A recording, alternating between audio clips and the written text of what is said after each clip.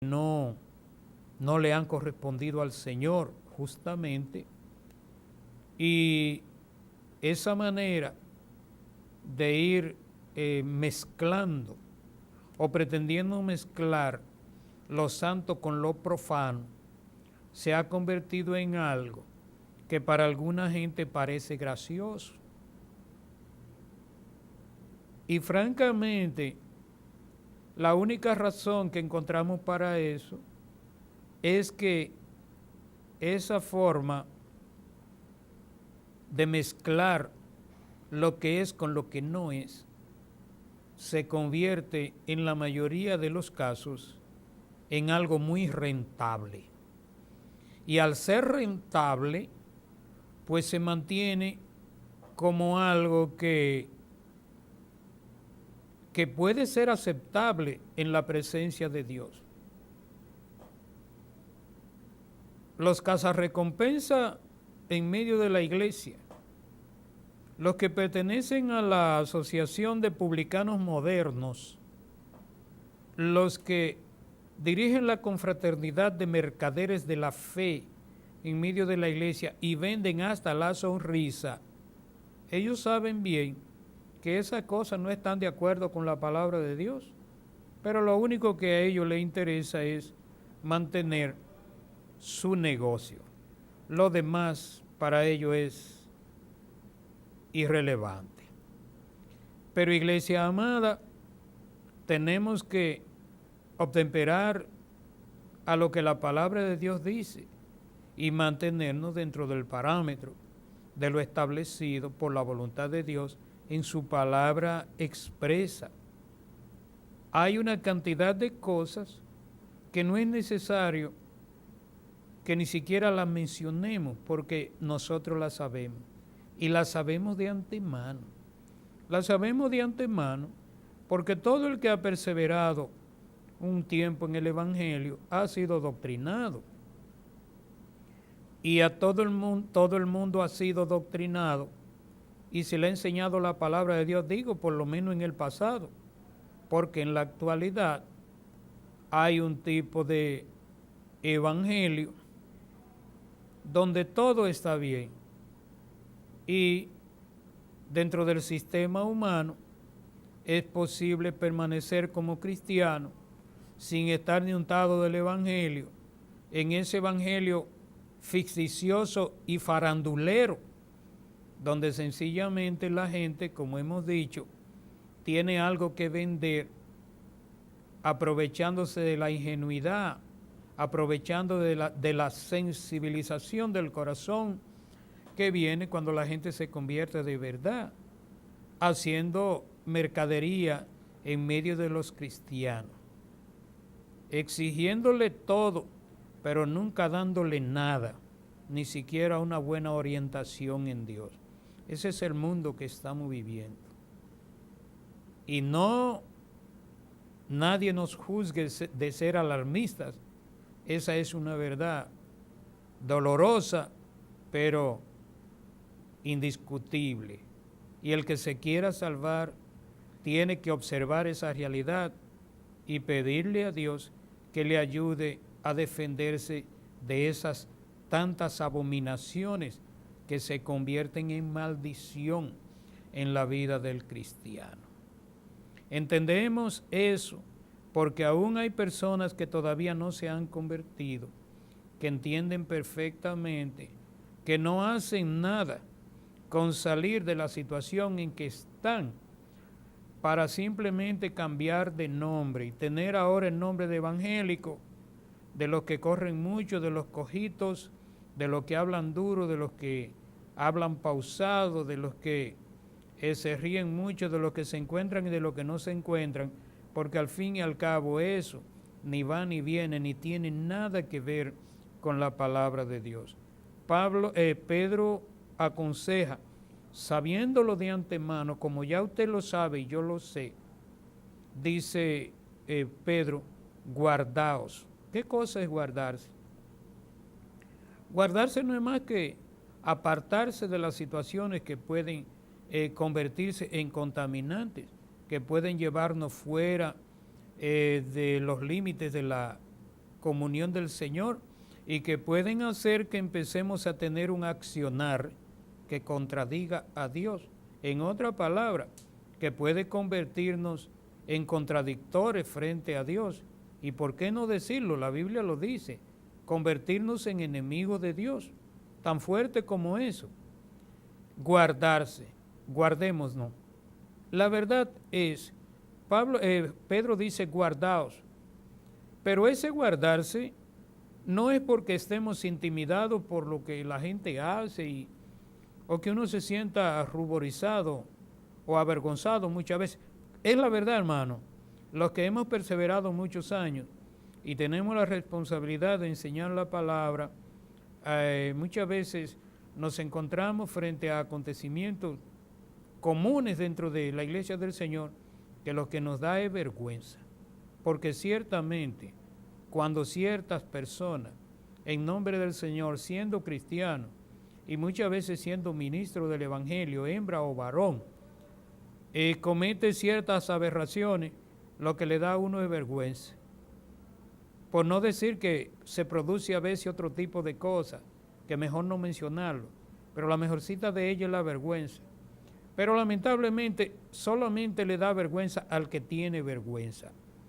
Y el cristiano, la gente cuando se convierte de verdad, podía ser lo más charlatán del mundo, pero ya va a tener vergüenza, porque tener vergüenza es algo innato a la naturaleza espiritual del hombre o la mujer que ha nacido de nuevo.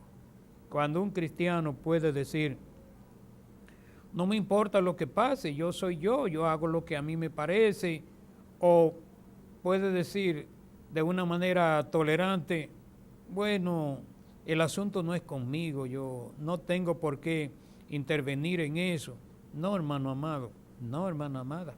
Si usted piensa así, está equivocado. Oiga, iglesia amada, usted no se salva sin mí. Hermano amado, yo no me salvo sin usted, porque no hay un cielo privado. Y la palabra de Dios no es de particular interpretación. Lo que la Biblia dice para usted, lo dice para mí, y lo dice para todo el mundo. Y usted y yo, o tenemos la comunión del Señor plenamente para ir a su presencia, o usted y yo no vamos a ser salvos, ninguno de los dos. Nadie se salva siendo indiferente. El que se aparta del cuerpo de Jesucristo ya está condenado. El que se aparta porque se considera más santo que los otros, no tiene comunión con el Señor, no va a ir al cielo, porque el Señor va a llevar una iglesia que está perfeccionando. Y esa iglesia que está perfeccionando está aquí en la tierra, en medio de la gran vorágine de esta gran lucha.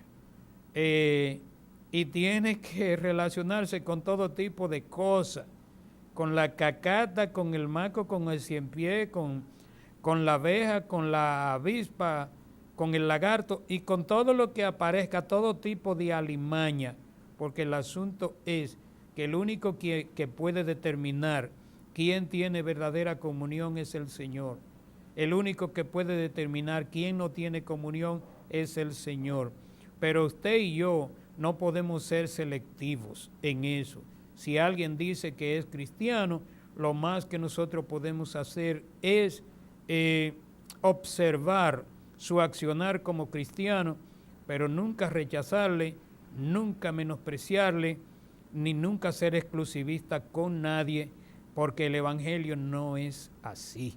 El asunto de un evangelio de casta, donde un grupo de gente, desarrollados o no intelectualmente, con poder adquisitivo o muy pobre, o en la condición humana que estén, no es un asunto que los hombres preparan ese pequeño conglomerado y ya ellos están, como dicen los ibaeños, secos, sacudidos y medidos por buen cajón, ya se van para el cielo. Esa dimensión de que hablan alguna gente de que santo y siempre santo, y una comunión agresiva, lista para saherir a cualquiera, para menospreciar a cualquiera, y para engancharle un santómetro a cualquiera para ver qué grado de santidad tiene. Eso solamente se da en la vanidad de la mente, de un corazón que no tiene verdadera comunión con el Señor. Porque Dios es amor y el dueño de este negocio es Dios. Y hay que decir con claridad que Dios es ñoñísimo con la gente. Yo puedo pensar que usted no tiene salvación porque usted se viste de esta o aquella manera. Usted puede pensar que yo no tenga salvación porque tal vez me atreva a decir ciertas cosas que usted no se atreve, o en fin.